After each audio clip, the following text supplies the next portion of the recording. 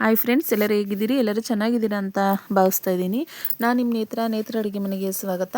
ಇವತ್ತು ನಾನು ಬೀಟ್ರೋಟ್ ಸಾಂಬಾರು ಮಾಡ್ತಾಯಿದ್ದೀನಿ. ಬೇಗ ಕೂಡ ಆಗುತ್ತೆ, 10 ನಿಮಿಷದೊಳಗೆಲ್ಲ ಆಗುತ್ತೆ. ಬನ್ನಿ ಆಗಿದ್ರೆ ಹೇಗೆ ಮಾಡೋದಂತ ನೋಡೋಣ.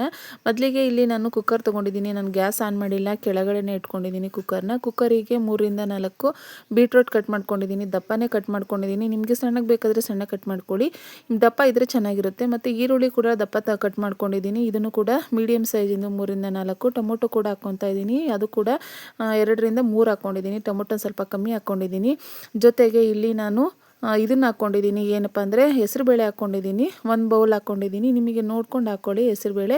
ಮತ್ತು ಜೊತೆಗೆ ರುಚಿಗೆ ತಕ್ಕಷ್ಟು 2 ಸ್ಪೂನು ನಾನು ಉಪ್ಪು ಹಾಕ್ಕೊಂಡಿದ್ದೀನಿ. ಇಷ್ಟನ್ನು ಹಾಕ್ಕೊಂಡು ಜೊತೆಗೆ ನಾನಿಲ್ಲಿ ಹಸಿಮೆಣ್ಸಿಕಾಯಿ ಹಾಕ್ಕೊಂಡಿದ್ದೀನಿ. 4ರಿಂದ 5 ಹಾಕ್ಕೊಂಡಿದ್ದೀನಿ. ನೀವು ನೋಡ್ಕೊಂಡು ಹಾಕ್ಕೊಳ್ಳಿ, ಬೇಕಾದರೆ ಹಾಕ್ಕೊಳ್ಳಿ, ಇಲ್ಲಾಂದರೆ ಸ್ಕಿಪ್ ಮಾಡ್ಕೊಳ್ಳಿ. ಖಾರದ ಪುಡಿ ಕೂಡ ಯೂಸ್ ಮಾಡಿ. ಇವಾಗ ಇಲ್ಲಿ 2 ಗ್ಲಾಸ್ ನಾನು ನೀರು ಹಾಕ್ತಾಯಿದ್ದೀನಿ, ಬೇಯಬೇಕಲ್ಲ ಹಾಗಾಗಿ.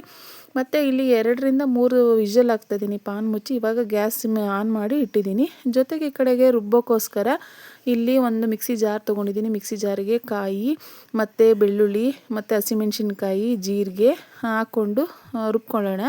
ಇದನ್ನು ಚೆನ್ನಾಗಿ ತರಿಯಾಗಾದರೂ ಇದ್ದರೂ ಪರವಾಗಿಲ್ಲ, ಇಲ್ಲಾಂದರೆ ಸಾಫ್ಟಾಗಿದ್ರೂ ಪರವಾಗಿಲ್ಲ, ಚೆನ್ನಾಗಿರುತ್ತೆ. ಅದನ್ನು ಹಾಕ್ಕೊಂಡು ಈಗ ವಿಷಲ್ ಆಗಿದೆ 2ರಿಂದ 3. ಇವಾಗ ಓಪನ್ ಮಾಡಿದ್ರೆ ಈ ರೀತಿ ಆಗಿರುತ್ತೆ. ಎಲ್ಲ ಚೆನ್ನಾಗಿ ಒಂದ್ಸತಿ ಮಿಕ್ಸ್ ಮಾಡಿ ನಾವೇನು ರುಬ್ಬಿರ್ತೀವಲ್ಲ ಆ ಮಿಶ್ರಣನ ಹಾಕ್ಕೊಂಡು ಚೆನ್ನಾಗಿ ಕುದಿಸ್ಕೊಳ್ಳೋಣ, ಕುದಿಯೋಕ್ಕೆ ಬಿಡೋಣ. ಎರಡೂ ಚೆನ್ನಾಗಿ ಹಾಕ್ಕೊಂಡು ನೀರಿನ ಪ್ರಮಾಣ ನಿಮಗೆ ಜಾಸ್ತಿ ಬೇಕಾದರೆ ನೋಡ್ಕೊಂಡು ಹಾಕ್ಕೊಳ್ಳಿ. ಬೇಡಪ್ಪ ಅಂದರೆ ರುಬ್ಬಿರೋದು ಮತ್ತು ಬೇಯಿಸಿರೋದು ಇದಿಷ್ಟೇ ಗಟ್ಟಿ ಗ್ರೇವಿ ಬೇಕು ಅಂದರೆ ನೀವು ಇದು ಮಾಡ್ಕೊಂಡು ಬಿಟ್ಕೊಳ್ಳಿ. ಇದನ್ನ ಹಾಕ್ಕೊಂಡು ಚೆನ್ನಾಗಿ ಮಿಕ್ಸ್ ಮಾಡಿಕೊಂಡು ನೋಡಿ, ನಾವು ರುಬ್ಬಿರೋದು ಏನಿರುತ್ತಲ್ಲ ಅದನ್ನೆಲ್ಲ ಚೆನ್ನಾಗಿ ಮಿಕ್ಸ್ ಮಾಡ್ಕೊಳ್ಳೋಣ. ಬಹಳ ಚೆನ್ನಾಗಿರುತ್ತೆ. ಯಾರು ಬೇಕಾದರೂ ಈಸಿಯಾಗಿ ಫಟಾಫಟ್ ಅಂತ ಮಾಡ್ಕೋಬೋದು. ಬರೀ ಪಲ್ಯ ತಿಂದು ಬೇಜಾರಾಗಿದ್ದರೆ ಈ ರೀತಿ ಕೂಡ ನೀವು ಸಾಂಬಾರು ಮಾಡ್ಕೋಬೋದು.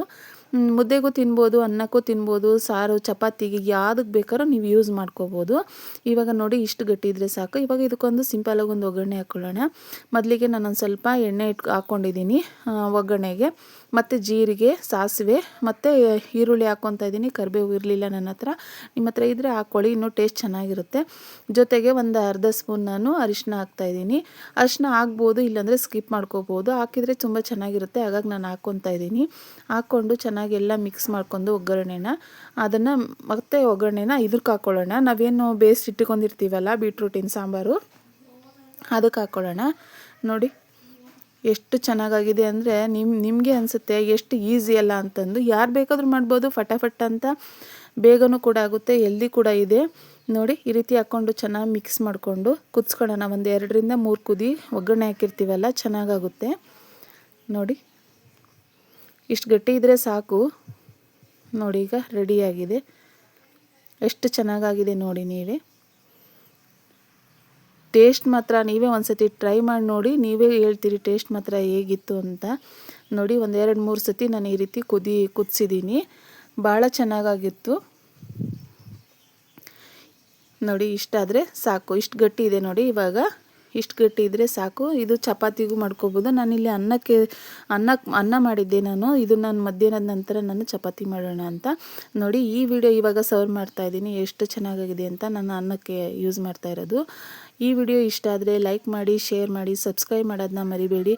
ಇದೇ ರೀತಿಯಾಗಿ ಯಾವಾಗಲೂ ಸಪೋರ್ಟ್ ಮಾಡ್ತಾಯಿರಿ. Thank you. ಮತ್ತೊಂದು ವಿಡಿಯೋದಲ್ಲಿ ಸಿಗ್ತೀನಿ. Thank you. Take care. Bye.